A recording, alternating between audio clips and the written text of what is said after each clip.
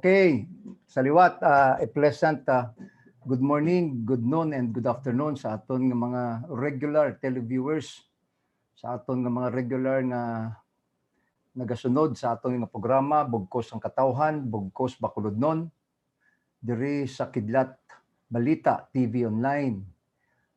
Ang aton nga schedule saliwat every Monday, Tuesday, and Thursday, 12 noon, kag nagatapos ini alauna sang hapon. No? So ang aton subong nga topiko amo ini ang Junior Chamber International or JCI Philippines with the motto service to humanity is the best work of life. No? Wala ka na siling nilam nga may mabatyagan man nga tuman nga kalipay kundi ang makabulig o kung makaserbisyo sa imo nga isig katawo. No? Kung sa Ilonggo pa, no? Kadalom nga mga tinaga apang banwa amo ini ang akon nga motto. Pero isay-isay ko karon dugay-dugay banwa nga ang ini nga motto since the time nga I attended the leadership training dito sa may Maui, Hawaii, USA, Hagay Institute. Ginliwat ko na ini banwa ang amo nga motto. But I will share to you kung ano na ini nga motto after that training nga atenan ni Konsyal Gamboa. It was a month-long training dito sa may Maui, Hawaii, USA, no? But anyhow, banwa, amo ini banwa ang ako nga topiko sa sini nga adlaw kay tungod nga sa nagligad nga Sabado, last Saturday, February 27, nag-attend ako sang duwa ka event sang JCI Philippines, no? Junior Chamber International, no? Abalo ka banwa ining JCI is a leadership organization, no? Membership is between 18 years old or 21 years old or 18 years old somewhere to 40 years old. So mga kalabanan ini mga young, no? Mga young businessmen, young entrepreneurs, new graduate sa kolehiyo. Amo ini banwa ang composition membership sang amo nga grupo.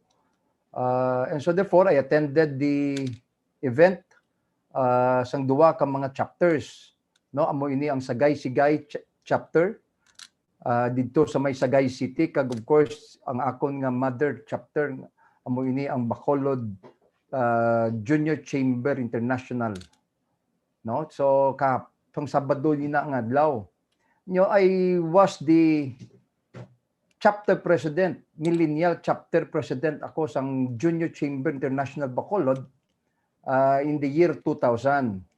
I was elected as president, and in the year 2005 I was also likewise elected as the national executive vice president in the year 2005. And in the year after that, I was appointed as the National Chief of Staff of the Junior Chamber International Philippines. Ang aton presidente national amo si JCI Senator Maeng Penado from Negros Occidental, Talisay City, no? Nga nagapungko subong as deputy administrator dira sa Talisay City. So I held the position banwa as your chapter president in the year 2000, and I served also in the position as the national executive vice president Philippines kag chief of staff, no? In the national level. So I was invited to be the inducting officer sang sini nga organisasyon, and also in my mother chapter Bacolod. Aside from being the inducting officer, gintagaan man ako nila kay Gayunan o Ligwa to do the welcome remarks. So I would like to talk to you, reminisce the days when I was still very much active, no, as members of this JCI Philippines. And banwa, the event was 2 o'clock in the afternoon, no? So I have to drive all the way to Sagay. I left 11 a.m. and drive more or less 2.5 hours and reach Sagay City. And at 2 exact PM, we started the program. And I was their inducting officer and guest of honor sa sina nga event. Of course, I was welcomed by our regional vice president, Osmond, based in Iloilo. And also, likewise, I was welcomed by the representative of my contemporary millennial officers and president at the time, no less than chapter president of Sagay-Sigay then, Leo Cueva, now congressman of the said district, and also, of course, contemporary ko man, ang ilang mayor, nga mo si JCI member 3D Marañon III. So amoy ni sila banwa ang akon nga mga contemporary officers and leaders of the JCI Philippines at that time. Millennial because we served during the turn of the millennial years, year 2000. And of course, gin-welcome kita sa ilang representante, nga mo ang ilang city legal officer, nga mo si Ryan Bonghanoy. And of course, ang ilang presidente, the incoming LOM or chapter president, nga mo si JCI member Gerson Donasco. No, salamat gid for the warm welcome and the very warm receptions. Of course, nakita ko ang mga past presidents nila. I would like to take mention past president Bibong Flores. No, my best regards. Muni sila siling ko ang mga akon nga mga kontemporaryo pa during the year 2000. Mga millennial leaders nini sang JCI Bacolod, kag sang JCI Negros Occidental, JCI Philippines. And banwa, ano bala siling ko? Balik kita banwa. No, gusto ko ipabatsyag bala sa aton nga mga televiewers kung ano ini ang Junior Chamber International Philippines and leadership organizations of young leaders aging between 21 to 40 years old. No, once you turn 40, you are already, you can either go forward and become a JCI senator, but once a JC will always remain a JC. Although hindi ka na roster of members ang sinang organisasyon, but as they say, once a JC will always remain a JC. Now, Banwa, I would like to take note, especially ni bilang ang oath-taking nila or the inductions. How important is the induction of these officers, no? Or turnover of these officers, no, from the previous year to the current year. Now, I can still very much remember Banwa iniblang charging sa ila. No, nga gina-remind ining aton nga mga membro. Amuman Banwa, I can relate this when I took my oath as councilor of the city of Bacolod, nga kung sa diin nga gina-remind kita nga this charging or this oath of office is not to be assumed lightly or carelessly discharged. Amo na kung nga Banwa, not because Banwa nga ginatawag kita, we are addressed as councilor, as honorable, or kutanta abi in an organization like the JCI, gina-address kita as president, o kung may mga titles kita as EVP, as vice president, as treasurer, no? Not simply because siling naton, no, nga it is a matter of respect or a matter of protocol, but it is a constant reminder sa aton Banwa, kita nga mga opisyalis, no, nga kung sa diin attached, lakip inada silingta ang ginatawag naton dignidad, dignity, and importance of the office to which you have been elected. Amoy na Banwa kung nga gina-address kita by our title, or Councilor Wilson Gamboa Jr. or Honorable Wilson Gamboa Jr. Because once gani you have taken your oath of office sa ina nga posisyon, it will be an everyday reminder of the responsibilities and the duties of that position or that position that entails banwa that position nga gin sampaan mo before the members of your organization or before the people of the city of Bacolod, among others. So it is a badge of responsibility. Hindi inaya mo tong hambal ko nga it does not to be assumed lightly or to be carelessly discharged. No? So banwa mo na nga ako na nakita why nga kung sa diin ginapamangkot ko giniya anay antis kita mag oath of office nga ayhan desidido kamo ayhan humana o kung sirado na ang inyong pangunahuna because pwede pa bala kamo siling ko maka-back out because that will be the last and final siling ko straw before you can actually be you will officially be taking your oath of office. Siling ko may tsansa pa. So ginaliwat ko na siya. Sa ilang ano ang mga responsibilidad naton. Hindi ni blalawlaw, nalahog ko pa ganini sila nga as member o as officer of these organizations. May mga galastuhon bala kita di. May mga membership dues kamo nga mga balayran sinada. May mga activities kamo nga you have to take it. Although we are trained in the GCs that not a single centavo will be taken out from our own pocket. Kaya gina-train na kami on how to raise those amount, etc. But however, banwa, you know, you have to sell out. Miskan sa imo malang inog pamahaw mo, pantyaga, panyapunon mo, o kung sa imo nga plite, you have to sell out your personal money. Once gani, you are committed to that cause.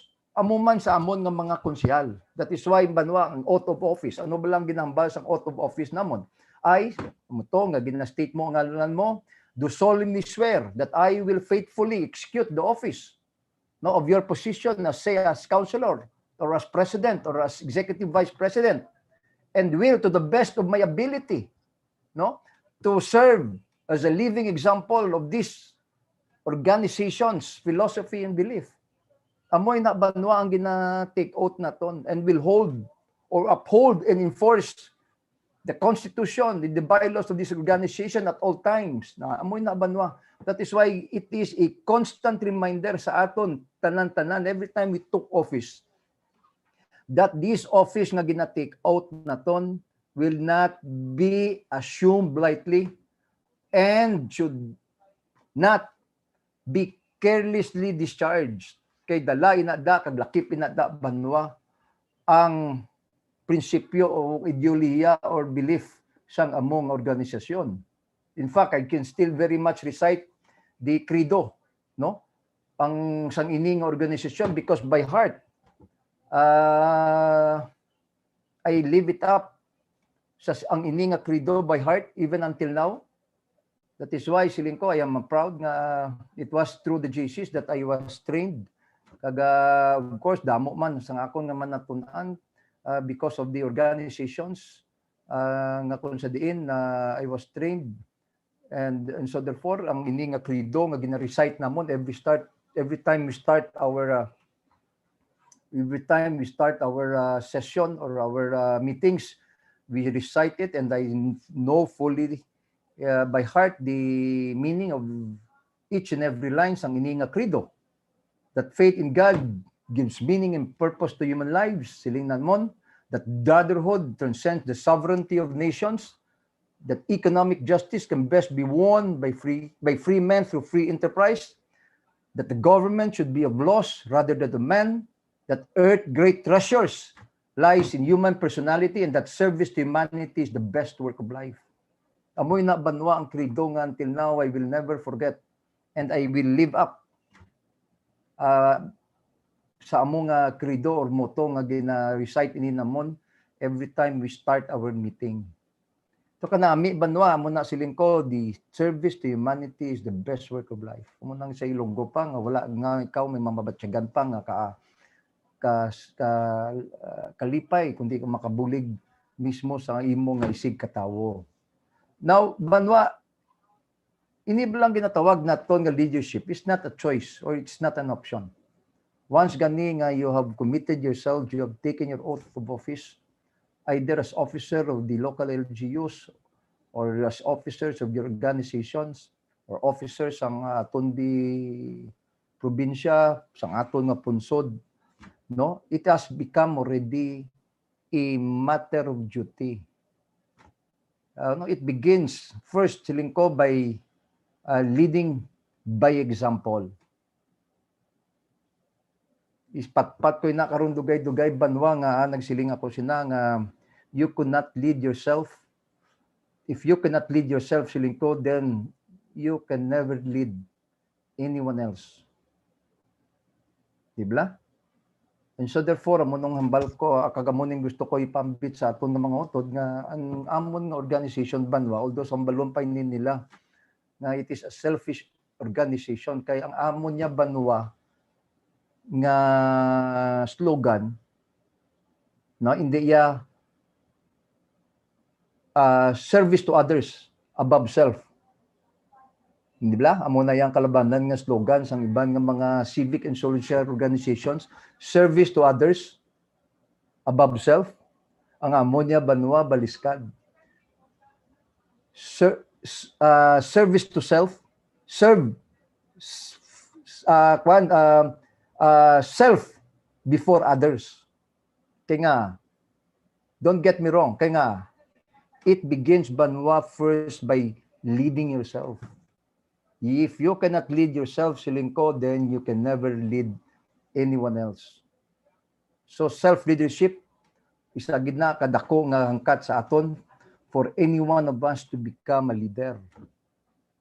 Self-leadership.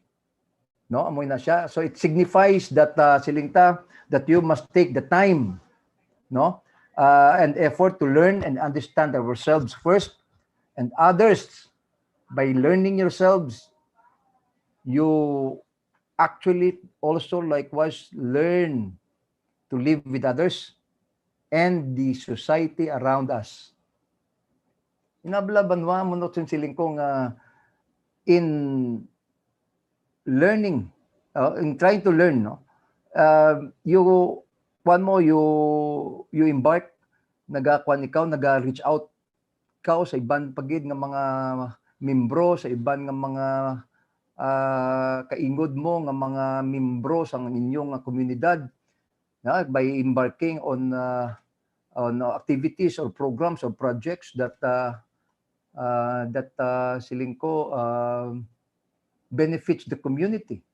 So by doing so, siling ko, not only are you helping yourselves, but you are also likewise helping others. Nagabulig ka man, but it is always with the intention of being in trying to develop yourself.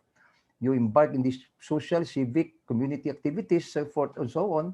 And so therefore, wala labot siling ko nga ginabuligan mo ang lawas mo, kundi pati na ang mga membro sa inyong komunidad, kag sang inyong mismo nga membro sa inyong organisasyon.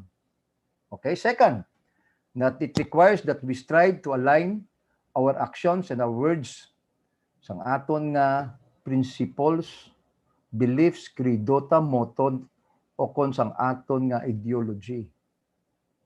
That is what is lacking now in most of the political parties, because kalabanan nga political parties sa subong is politics by convenience. Wala na ideology nga ginatanaw, ay nasa may ideology nga ginasundan. No? Ti amoy na banwang ay kaduwa ko nga ipatpat sa inyo nga dapat siling ko that we need to strive and to align our actions and our words with our beliefs, with our principles, our ideology, and with our credo or our motto. No? And finally, banwa, that the challenges and to us to transform our passion into concrete actions. No? Paagi-abi sa mga activities, programs, and projects nga gina-extend naton. So, tanan banwa, gina-translate na ini naton into actions. I hope banwa, amoy ni siya banwa ka ang organisasyon nga akon niya nga natunan, kag ang akon nga ginupdan when I finally decided to get into to look for an organization. So, I was young. Bago ako halin ako sa Manila, I was bored with my life here in Bacolod. Dumdumon ta banwa nga I studied in Manila. I worked in Manila. I put up a business in Manila until I worked for some time also in Manila. And when I came back to Bacolod, I was bored, so nagapangita ako banwa sang una kung organisasyon nga intrahan. And so therefore I saw I was invited. I was in these organizations, and I felt right so easily in these organizations. Di kay kalabanan, hubin mo. Bulo ka kung hubin banwa, damo party, damo ka sa may makilala. I was very much single then at that time. And it was also through these organizations that I met.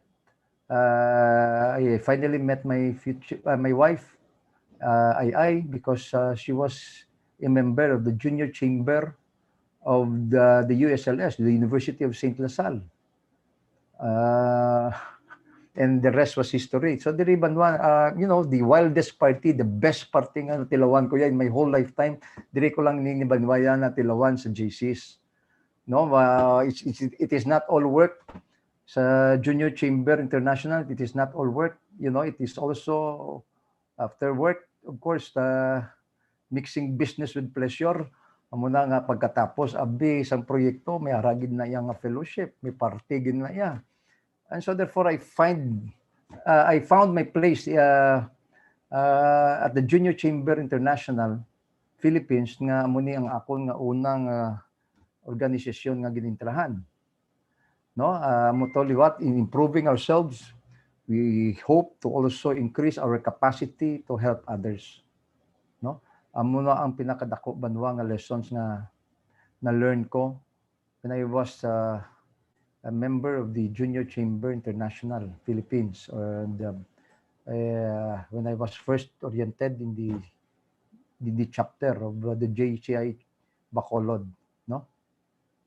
So anyway, banwa amo to ang ngambal ko nga kung sa diin I shared to them. I welcome the members and the guests of the JCI Bacolod. I opened up. I welcomed I was the one who welcomed everyone. Pero kabalo ka banwa ang ginambal ko sila gani nga it is easy to welcome each and everyone, but ang siling ko sila, I feel sorry and I empathize with the next speaker after me. Kay tungod nga banwa, sa JCs bala banwa, we are trained to do public speaking. Okay? Once gani banwa siling ko sila nga makaptan sang isa ka JC ang mikropono. No, I was the first one officially. I was the first one to speak before the rest of the other speakers are allowed to speak, and so therefore siling ko, since I am the first speaker to take hold of this microphone, balo ka hapos balaya sa isa ka membro to be easily inflicted with this disease or with the virus called microphonism. Ang buot siningon sinabanwa isang microphonism nga gani kung makaptan na sang isa ka GC. Ako abi makakapot sang mikropono, budlay ko na nabuyan. So I feel sorry and I empathize to the rest of the others after me nga mga speakers, no? But anyway, joke lang ina siya. But we are trained to be good public speakers banwa in the Junior Chamber International Philippines. Dira ako nahasa because we are trained to speak in public and to become good public speakers. And of course, I welcome them, the guests especially. We have also the presence of the National Treasurer, JCI Senator Yvette Herrera, the the Regional Vice President, who is from Iloilo, is our VP Osmond, and the rest of the other visiting JCs. I welcome them to the City of Smile, home of the Mascara Festival. Amotong hambal ko. And of course, siling ko, where everything here is sweet and honey. Nga sweet, siling ko, because Bacolod City is capital of the sugar-producing province of Negros Occidental. Di kung magsiling kita gani sugar, tamis. Di ba? And honey. Di siling ko, wala kong mabalaan ko nga honey. But you know, these are usually the taglines referred always when we welcome our guests, the blend of the sugar and honey. But honey, maybe because siling ko, basit lang ha, because nga mga Ilonggo banwa, lambing kaayo.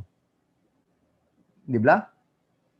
Amo na ko nga magtawag kita ya sa ngalan ta palangga. Na alam mo na siya siling ko, di ba? I remember, in fact, even I shared to them an event wherein ang isa ka resource person was asked by one of our congressmen here, party list congressman of Banglingkod, Karap Stephen Paduano. It went viral, siling ko, di ba? Ambot ko nadumduman yun ni Banmo during the hearing of Senator Laila de Lima. Yung pamangkot ang resource person, anong tawagan nyo ni Senator Laila de Lima? Hoy Junel? Ang sabat sa resource person. balo ka magpagkailonggaman ni Guro si Senator Laila de Lima, tawag si Yaya Junel, amo na ya banwa ang mga Ilonggo, amo na yung mga Ilongga. Kalandi, hindi landi, excuse me ha, hindi landi ha, lain na yung mga malambing sang sa landi. Ha? Nga bilang Junel, amo na sila yung magtag. Amo na ya banwa, and that is how we call each other here. Amo na ya kalambing ang mga Ilonggo, mga palangga, nan. So therefore, amo to ginassume ko, we are also the honey because we call normally the people dear to us with a sense or a voice of endearment. Medyo tay ba lang nga lambing. Okay? Of course, amo to siling ko nga once gani you are committed to your position. Very much siling ko sa experience ko subong ha. Would you believe banwa nga I left the house at 11 o'clock in the morning. I told my wife before I left, siling ko, see you this afternoon. Because assuming that I will be back in the afternoon. But only to arrive already past 6:30 in the evening. Dulom na. When I arrived home, just enough for me, siling ko, to throw away my jacket and my tie. Ginkuha ko lang ang akon nga barong, naglumbos naman liwat, and then telling my wife, see you tonight. Pero may if pa na banwang tonight, because who knows, basi the event might end up in the wee hours of the morning of Sunday. Di kayo may mga fellowship ay na mo. Amo na banwa ang siling ko ang the demands once you are committed to your position as officer of an organization like the JCI, or even as councilor or an elected official of the city of Bacolod, or any position for that matter. No, and again, it is a position not to be presumed lightly, or a position not to be not to be carelessly discharged. No? Of course, siling ko, very much the same man was during the time when I was chapter president. I was already married at the time when I became an EVP. I was, in fact, during those time when I served as president of the chapter and as an EVP of the Philippines, siling ko, he was awarded the most outstanding chapter president. I was also awarded the outstanding NEVP. You know, so in other words, banwa, it is a position not to be assumed lightly or carelessly discharged. And so therefore, gipabalo ko nga aton ng mga membro sang ina nga organisasyon, lisensyahin nyo na nga daan ang inyo nga mga partners. Mga nobyo nyo, nobya nyo, asawa nyo, bana nyo, pamilya nyo, or anybody close to your family, or anybody close to you. Be it your friends, members of your family, etc. Lisensyahin na nga daan. Balo ka nung ilisensya nyo. Hope to see you again next year after your term ends. amoy na banwa ang matudtuod gid. Because you are committed mo. Once you take your oath of office, komitado ka na. And lesser you will be seeing your family or your friends because the demands or the requirements of being an officer sa sining organisasyon or sa sining posisyon nga you took your oath of office. Is not to be assumed lightly, again, banwa, or carelessly discharged. Ti matuod gid man na banwa, amo gid man na matuod gid. That is why, to avoid any stresses in your life, every time you leave the house, pamangkuton ka sa imong pasawa o kunong banda mo, din ka naman magadto. To avoid siling ko any frictions or misunderstanding or disagreements later on, siling ko lisensyahin na lang, kitanay na lang tadason tuig. Para every time you leave the house, hindi ka na magsagay ka lisensya. Kung ano oras muli mo? Because banwa, hindi mo gid mapaktan mo, hindi mo gid mabalan. You know? But of course, the trust, it must always be there, always. You know? See you again next year. Of course, it was a joke, but may jutay nga unod ang paghambal ko sila. Because I went through the same process. In fact, I am also going through the same process as your elected councilor of the city of Bacolod. Hindi mo gid mapaktan banwa, you are 24/7 siling nila, but of course, I always give time that Sunday will always be left for myself and for my family. But during the days from Monday to Saturday, banwaya, para gid na banwa sa banwa, para ginaya sa pangimanwa, para gid na banwa para sa aton nga mga utod diri sa syudad sa Bacolod. That is how I seriously assume as an elected public official or as councilor of the city of Bacolod. Amoy na banwa. So hindi lang na yung siling ko nga basta-basta lang, you will just right away saying I want to become mayor of the city of Bacolod. No. You have to plant the seeds. Amo nung hambal ko bala sa akon nga mga volunteers. I gathered all my volunteers also on that very same day na nagligad nga Thursday. Okay? Thursday, I remember it very well because nangingagaw pa ko sa akong nga programa dito sa Kidlat Balita TV Online. But I gathered them. We started the meeting at 9 a.m. We ended the meeting by 12 because I have a program to attend. Amoy ni ang BUGKOS ang KATAWHAN, BUGKOS BACOLODNON. But I told them, let us enjoy this journey. Enjoy yon taniyan because all we need to do now is to start picking already. Amo na ang hambal ko sila. Nga simple na lang iniya, picking flowers na lang iniya para sa atong tanan-tanan because to as early as 2007, when you first elected me as your councilor, in 2007, which was how many years ago? 13 to 14 years ago. From day one, banwa, when I took my office as your councilor of the city of Bacolod, tanom na lang ato yang tanom. You never stop working. I never stop meeting people. I never stop going around the city. Why ito ya pahuway? And so therefore, sang gingather ko ini sila, siling ko, let us enjoy this journey. Enjoy yon ta na lang ni because we are now actually now starting picking flowers already. No, ang atong bilang gintanom or the seeds that we plant, it is high time now for us to sow already.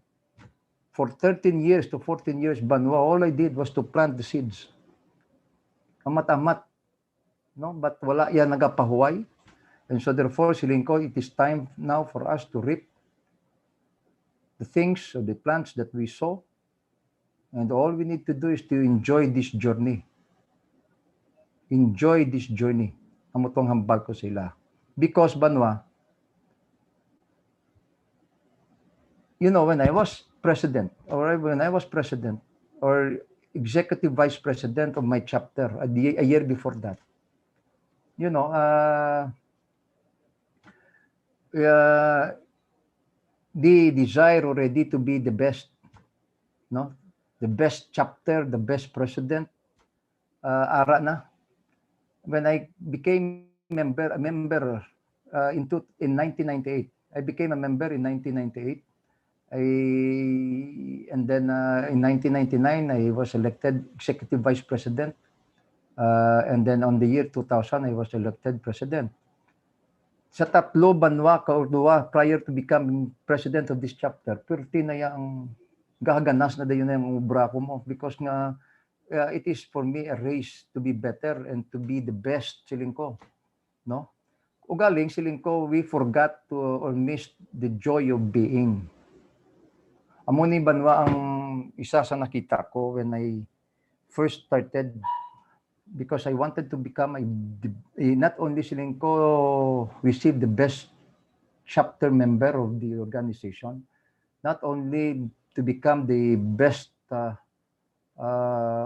officer or executive vice president of the chapter, but also to become the best president of the chapter all over the country.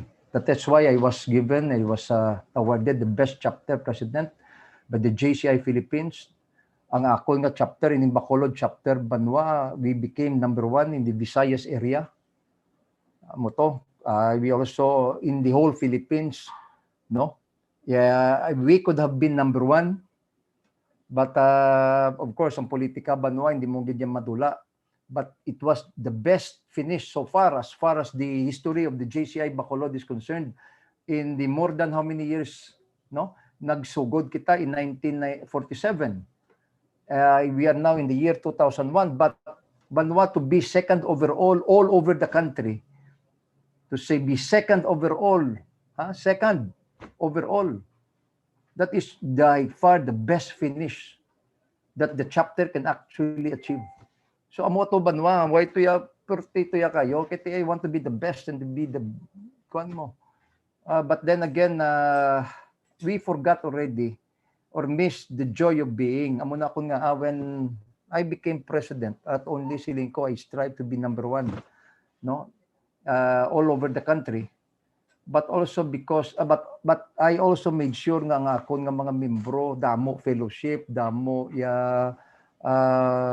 gatherings, no, that each and every member also will also likewise enjoy, not just work, no?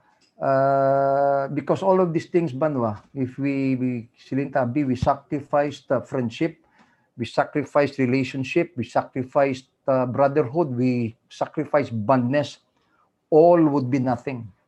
Wala ini tanan-tanan kapuslanan, Banwa, kung wala ini naton gintipigan ang aton nga mga relasyon sa isa kag isa, no?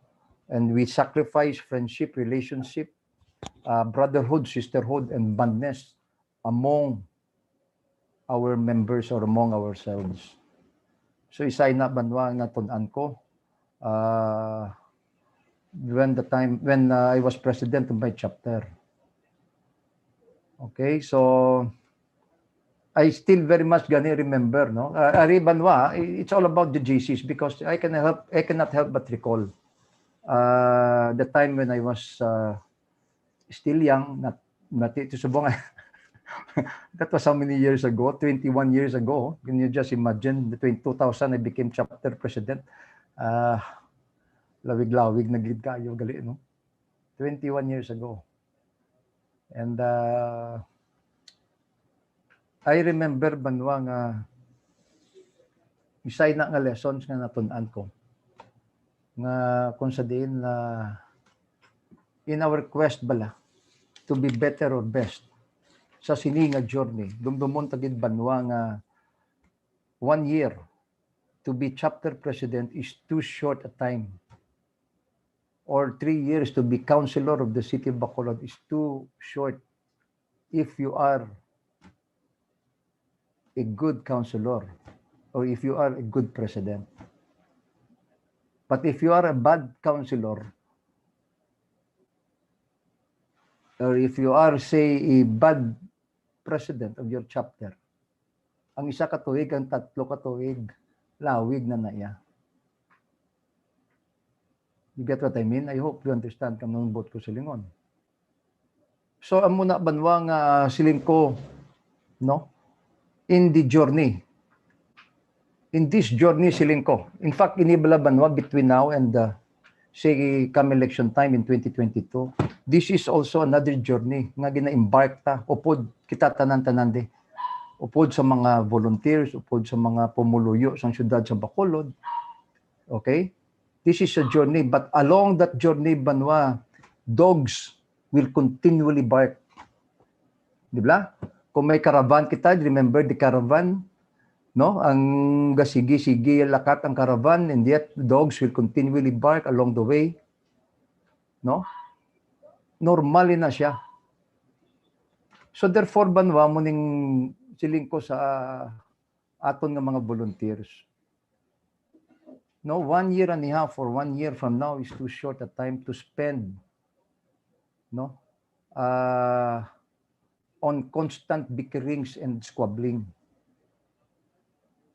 So we need to put our acts together. Amo man banwa siling ko in your 1 year as president of your chapter, assuming, or in my 3 years as councilor of the city of Bacolod.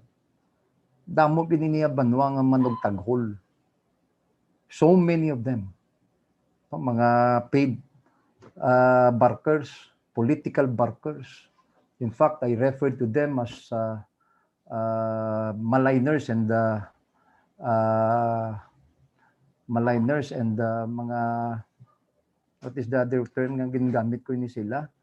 Mga, kuan bala, mga, so I forgot the term, maligners and mga,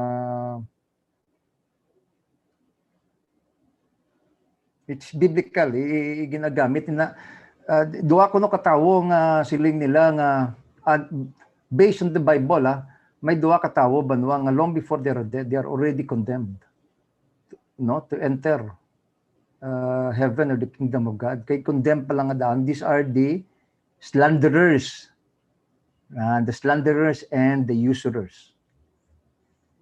And once I accuse you of being a slanderer, banwa, it is of biblical proportion.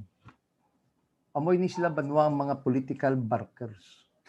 They concoct stories, they concoct issues against the person, maligning their character and their person, destroying the name.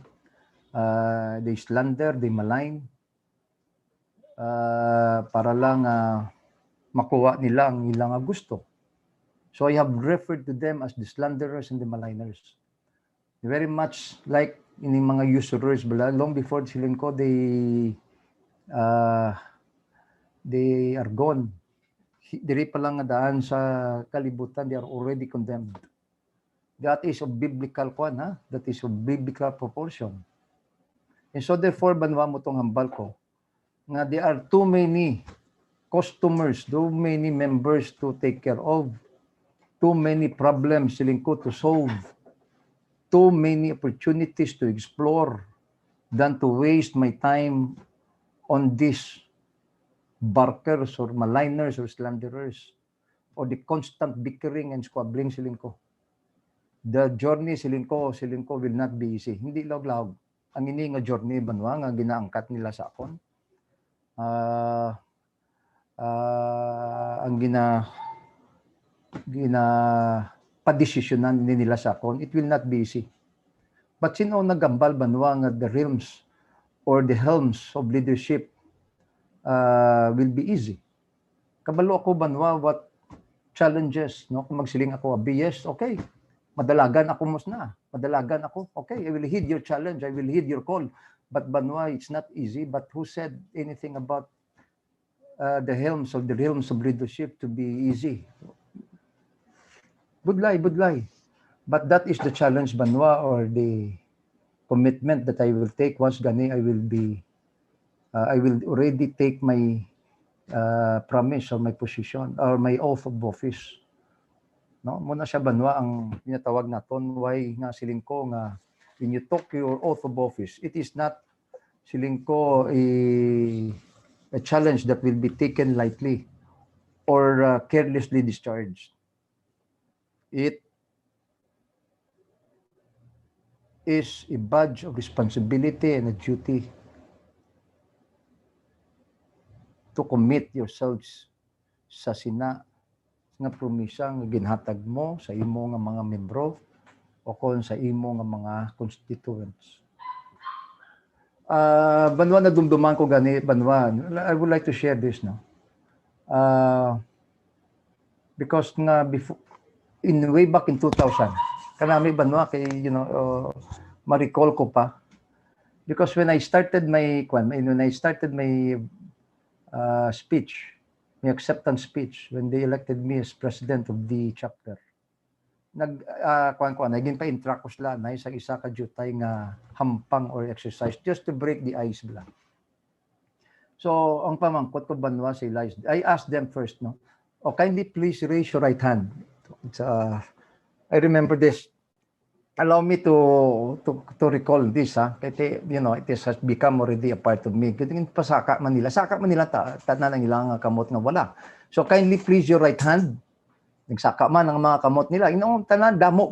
Balo ka Banwa, I invited all the all the JCI members and at the time also present were senators coming from all over the country. At that time also during my induction as JCI chapter president, nag-host man kami sang JCI Senate conventions all over the country. Amoy na Banwa nga I am the millennial president and it was one of the best inductions ever. Because not only nga ang presensya Banwa, ang mga JCI past members, incoming members of JCI Bacolod, but also JCI senators from all over the country sa bilog nga Pilipinas at umanto. So I asked them to play with me a simple game or a simple exercise. Siko, kindly please raise your left hand. Kindly please your right hand and please put your right hand on your chin. Banwa, it was a simple message nga I was trying to tell each and everyone. Because nga some of the members saw my action nga I placed my right hand on my forehead, but I instructed them to put their right hand on their chin. And so therefore it created Banwa a dissension or discord.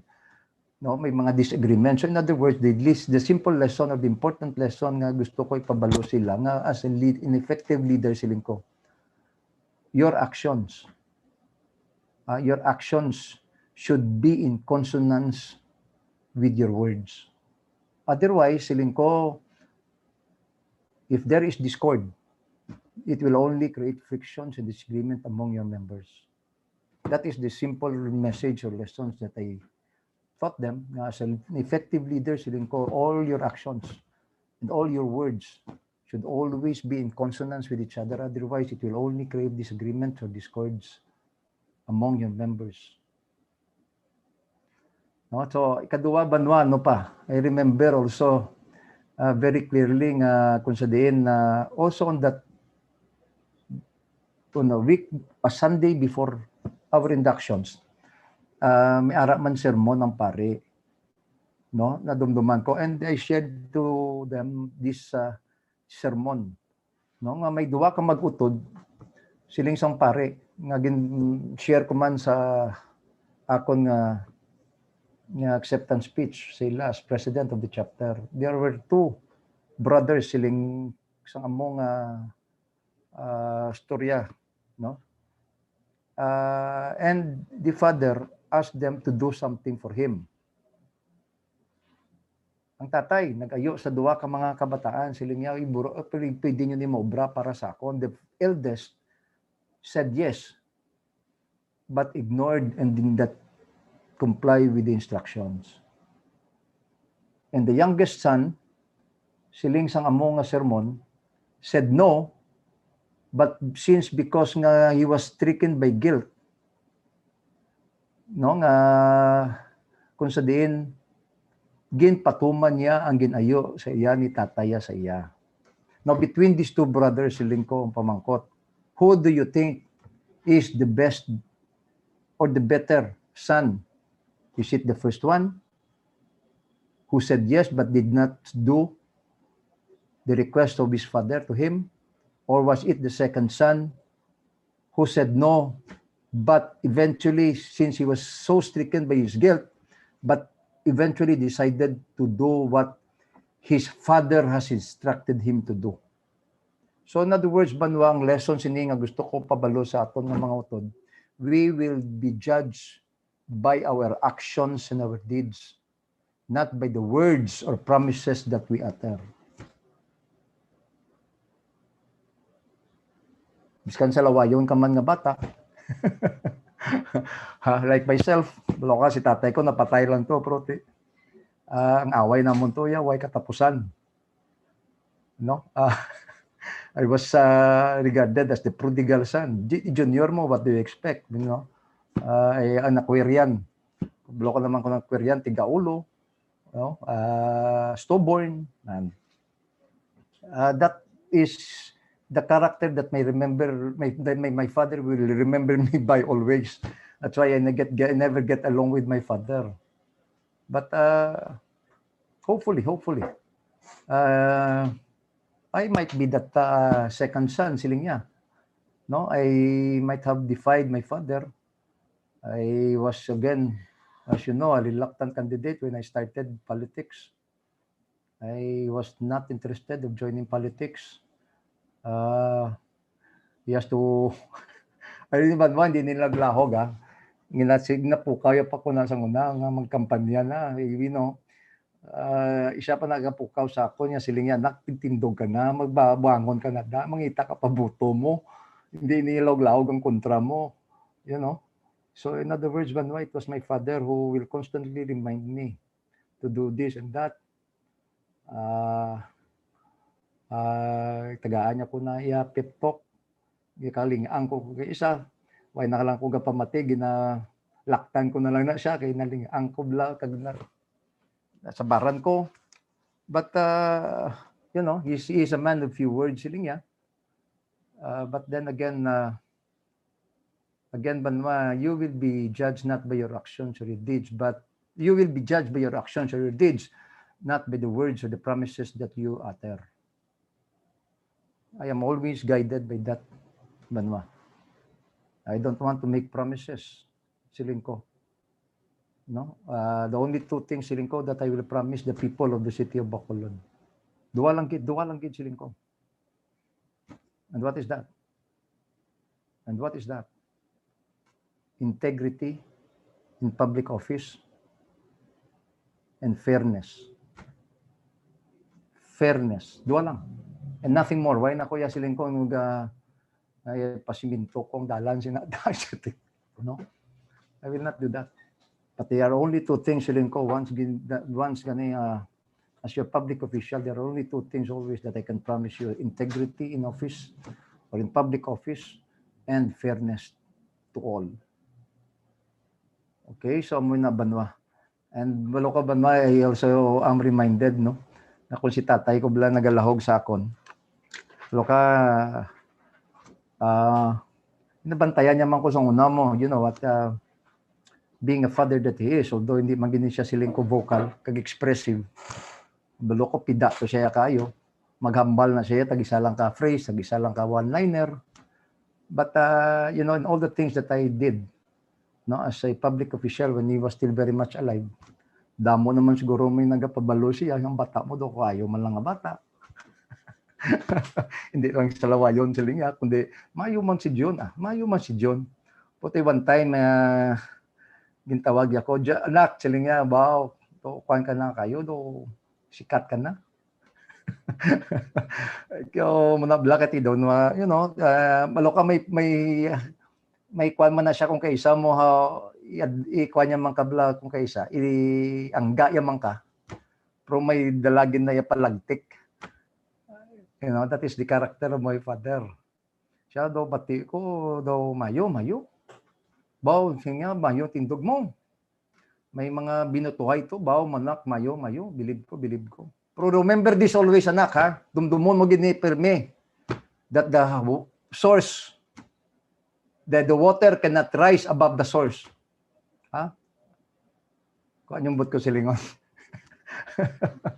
Palagtikan niya ka kapabla siya, mayo, dayawon niya ka, Pero may palagtik pa na yan nga. Remember this always, anak, ha, that the water can never rise above the source. Matupungan mo lang ko po, hindi mo ko malapawan. So simple nga siguro lang. Yeah, true enough. True enough, Banwa. That is correct. No, daw din bala ko ng waterfalls, Banwa, may malapawan. Malapaw pa blang tubig sa waterfalls? No. Magabri ka gripo. Do you think malapaw pa ang tubig sa gripo? No. Amo nang bot kasi yan, matupungan mo lang ko po, hindi mo gigo malapawan. So amoy naman maglahog ang akon nga tatay. Mo, akarinyo brutal. Pagdayawon niya ka, pero may jutay nga palagtik. May lesson gyapon nga may matilawan. No? So amoy na siya. In fact, even no, in that very crucial time in 2010,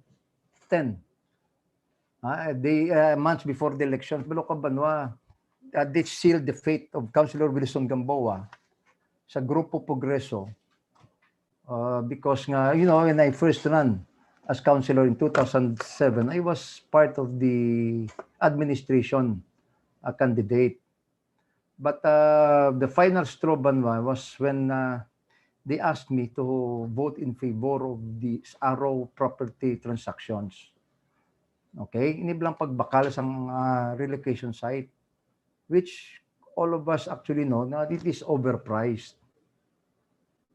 Overpriced. No? Kung sa diin nga ang sintimo mo thousands. Ang per baklanay is per hectare mo per square meter.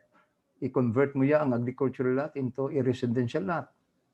You know, a foreclosed property, buhion mo and then buy it at a different price.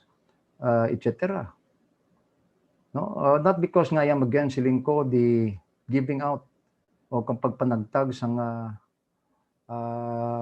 puluyan o konduta sa aton nga mga utod nga wala sang mga ginatawag naton nga mga puluyan. No, the illegal settlers siling ko hindi not because of that. Hindi ni siling ko libre gani ginapabayaran gani nila sa ila sa in the period of 25 to 30 years. So sino magalukdo sa ini nga mga balayranti kita man sa gihapon, but I know for a fact that it was overpriced. No, so therefore siling ko I was placed between in a position which is damn if you do, damn if you don't. No. And so therefore, I was at that time placed in a dilemma between my party and that of my constituents or my people. And so therefore, I told them my loyalty to my party ends where my loyalty to my people begins. I cannot in conscience go with the transactions knowing fully well that the transaction is marred with the corruptions. But at that time, galibog pa sa gihapon ng ulo ko. You know, yung paapasan ako. The mayor talked to me twice, personally, with my wife. My uncle was, at that time, was his executive assistant. No, tanan-tanan nga pa, Banwa just to convince me to go along with the transaction. Ginimo na nila tanan-tanan. But at that time, I'm still not very much sold out or decidido ko on my positions. Because there is still one thing that is holding me back, siling ko, sa alawas ko. And you know what? The fear of losing. The fear of losing the election. Human na yang ati, I will not get involved myself, never to involve myself in questionable transactions, never involve myself in shenanigans in the local government or in the transactions within the local government, etc. My father was very much alive. So isa mauna ang mabakol sa akon. Kung mabalaan niya nga si Consial Gamboa is involved in questionable dealings or contracts or transactions in the local government. He was very much alive. Kagamunong hambala sa ako, anak, dundumon yung gid ni always. That the only legacy nga mabilin ko sa inyo is a good name. Mayo nga ngalan, wala itaping, why ko niya ginmansahan. That is why gintagaan ini siya sang plaque sa nga city without a tinge of dishonesty. Tinge, T-I-N-G-E, wala ni isa ka pintok of dishonesty siling niya. So halong-halongin nyo lang ni why ko yung manggad nga ihatag sa inyo. Although he has served government for several positions, he could have easily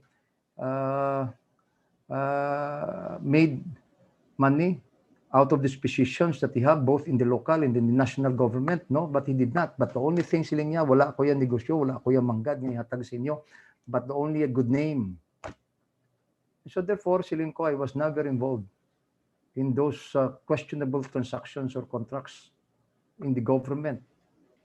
But the fear banwa of losing the elections, amuna siling ko is still holding me back to decide whether I will go with or not with the said transaction. And he was in Manila at the time. You know what I did? I texted him. Aran ako sa sulod sa session hall. Ablo ka ratification na to sa among kontrata. Ining Araw property, the purchase of the Araw property. Okay? All the promises ara na ginatag na sa akon kung ano nga mga project ang ihatag nila sa akon. Etc. You know what? I don't know, by the grace of God siguro, I received a text from my father.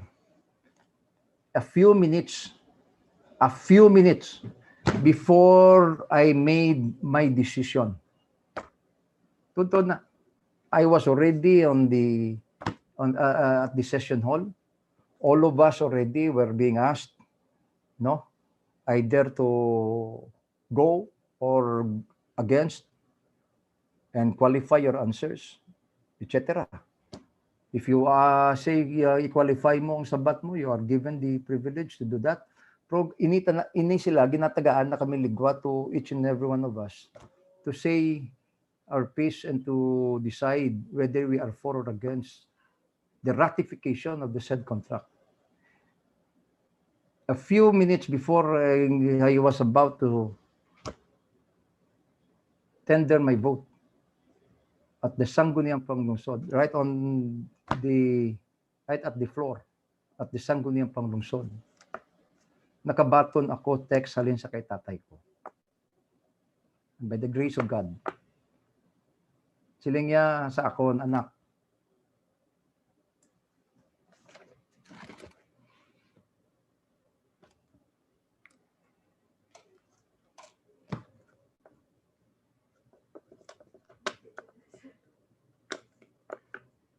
isa lang ka, excuse me.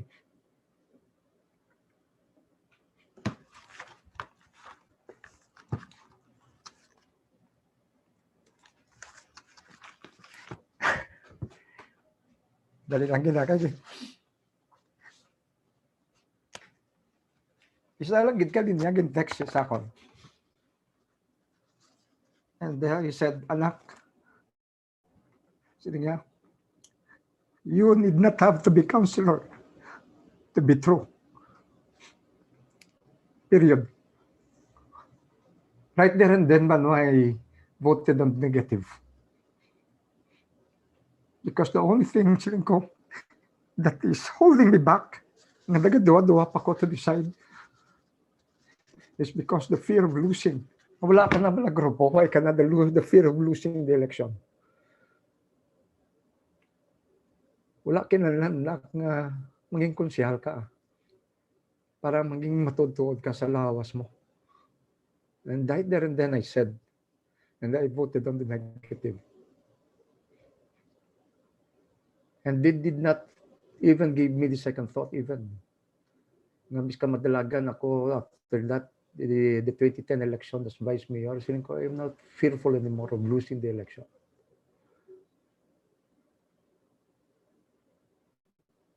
And the same light, tamaman ba no? Basta gani siling ko hugot. Kag BUGKOS na ang imong panghunahuna, your belief, your ideology, your principles in life. There's no amount of things that can, sway you or deter you sa imong mga panindugan. And that is the mo ng decision ko, Solia. Okay, so wala na ta time banwa pasensya gid. Okay, so shout out ako sa aton nga mga utod ta. Mr. Manny Villara. Sir Manny, good afternoon. Kay Padayon, Councilor Jun. Yeah.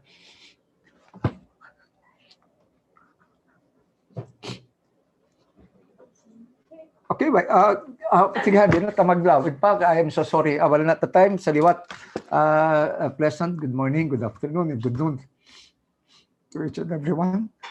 Wag ko na lang ni boss nga adlaw. Iniintan ng tanan nga nagaupod sa aton nga digatanaw. Sa liwat, madamo kamanamong salamat. Ini ang inyo abyan, Councilor June Gamboa. Dili sa BUGKOS ang KATAWHAN, BUGKOS. Salamat.